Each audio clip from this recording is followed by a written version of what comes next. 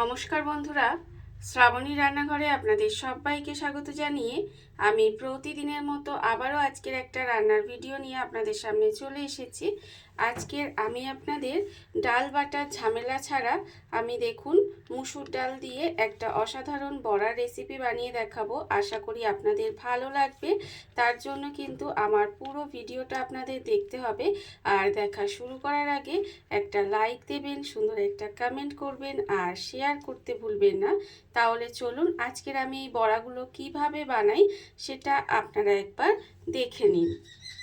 রান্নাটা করার জন্য প্রথমে আমি এখানে দেখুন একটা বড় বাটি নিয়ে নিয়েছি। এবার বাটির মধ্যে দিয়ে দেব এখানে প্রথমে মুসুর ডাল।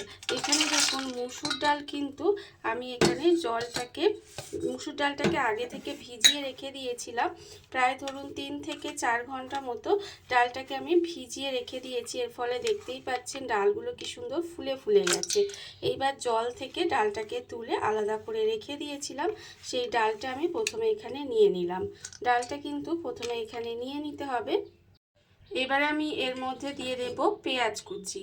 এখানে কিন্তু দুটো বড় সাইজের পেঁয়াজকে এইভাবে একটু কুচি কুচি করে রেখেছি। সেই পেঁয়াজটা কিন্তু এর মধ্যে দিয়ে দিলাম।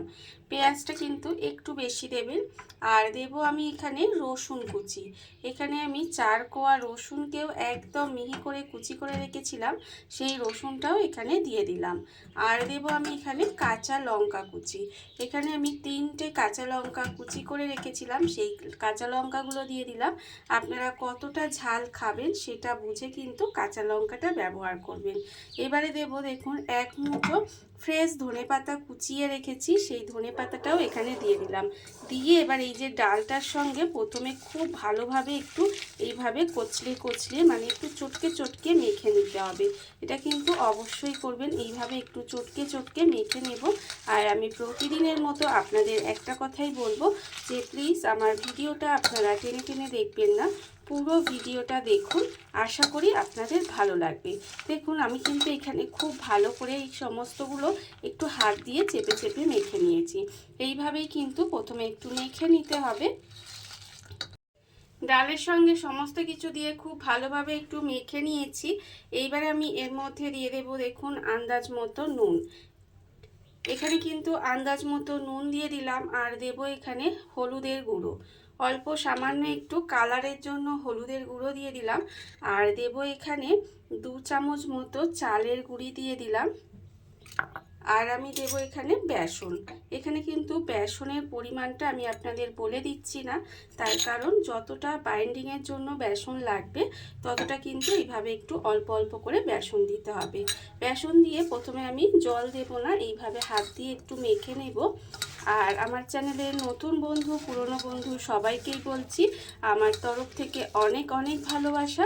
নতুন বন্ধুদের বলবো যদি আমার চ্যানেলটা সাবস্ক্রাইব করেন তাহলে পাশে থাকা বেল বাটনটা অবশ্যই প্রেস করে দেবেন, যাতে আমি যখনই কোনো নিত্য নতুন ভিডিও আপলোড করব সবার প্রথমে আপনাদের কাছে নোটিফিকেশান চলে যাবে এবং আপনারা আপনাদের সময় মতো ভিডিওটা দেখে নিতে পারবেন।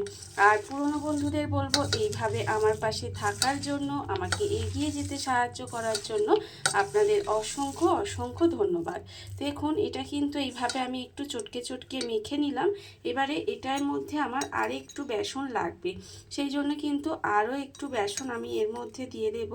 আর দেব আমি এখানে একটু জল, অল্প একটু জল দিতে হবে আমার, সেই জন্য একদম সামান্য অল্প একটু জল দিয়ে দিলাম। এই সময় তো আমার অনেক বন্ধুরা ইফতার করে, সেই ইফতারে কিন্তু এই রকম বাটাবুটির ঝামেলা ছাড়া কিন্তু ভীষণই সহজে আর খুব তাড়াতাড়ি কিন্তু এই বড়াগুলো আপনারা ইফতারে রাখতে পারেন বানিয়ে। তাতেও কিন্তু ভীষণ ভালো খেতে হয় আর সবাই কিন্তু ভালোবেসে খেয়েও নেবে। দেখুন এবার এটা কিন্তু আমি খুব ভালোভাবে মেখে একটু মানে বাইন্ডিং হওয়া পর্যন্ত খুব ভালোভাবে একটু মেখে নেব। সমস্ত কিছু এখানে খুব ভালোভাবে মাখা হয়ে গেছে, এখানে আমি মেখে নিয়েছি। আর অন্যদিকে দেখুন আমি কিন্তু গ্যাসটা অন করে একটা ফ্রাই প্যান বসিয়ে দিয়েছি। এবার আমি ফ্রাই প্যানের মধ্যে দিয়ে দেব সাদা তেল। এখানে কিন্তু ভাজার জন্য বেশ কিছুটা সাদা তেল দিয়ে দিলাম। দিয়ে তেলটাকে প্রথমে খুব ভালোভাবে একটু গরম করে নেব। তেল কিন্তু খুব ভালোভাবে গরম করে নিতে হবে। তেল আমার এখানে খুব ভালোভাবে গরম হয়ে গেছে, তেলটা খুব ভালোভাবে গরম করে নিতে হবে। আর অন্যদিকে দেখুন, যেটা আমি এখানে মেখে রেখেছিলাম তার থেকে এইভাবে অল্প অল্প করে নেব। এইভাবে অল্প অল্প করে নিয়ে ঠিক যেভাবে আমরা বড়া বানাই সেইভাবেই কিন্তু এইভাবে একটু চ্যাপটা করে দেব। দেখুন কত সুন্দর হচ্ছে। দিয়ে এবার এটাকে তেলের মধ্যে এইভাবে দিয়ে দিতে হবে। এইভাবেই কিন্তু প্রত্যেকটা বড়াকে রেডি করে তেলের মধ্যে দিয়ে উল্টিয়ে পাল্টিয়ে লাল লাল করে ভেজে নেব। আর প্রথমে কিন্তু তেলটাকে খুব ভালোভাবে গরম করে নেবেন। গরম করে নিয়ে তারপরে কিন্তু তেলটাকে গ্যাসটাকে একেবারে একটু লোতে দিয়ে দেবেন। দিয়ে আস্তে আস্তে বড়াগুলো ভাজতে হবে। তাহলে কি হবে, সুন্দর করে ভেতর থেকে বড়াগুলো ভাজা হয়ে যাবে আর কাঁচা থাকবে না, কাঁচা থাকার ভয়টা থাকবে না। এইভাবেই কিন্তু আমি সমস্ত বড়াগুলোকে বানিয়ে নেব। গ্যাসটাকে লোতে দিয়ে এইভাবে বড়াগুলোকে দেখুন আমি কিন্তু উল্টিয়ে পাল্টিয়ে একটু লাল লাল করে ভেজে নিচ্ছি।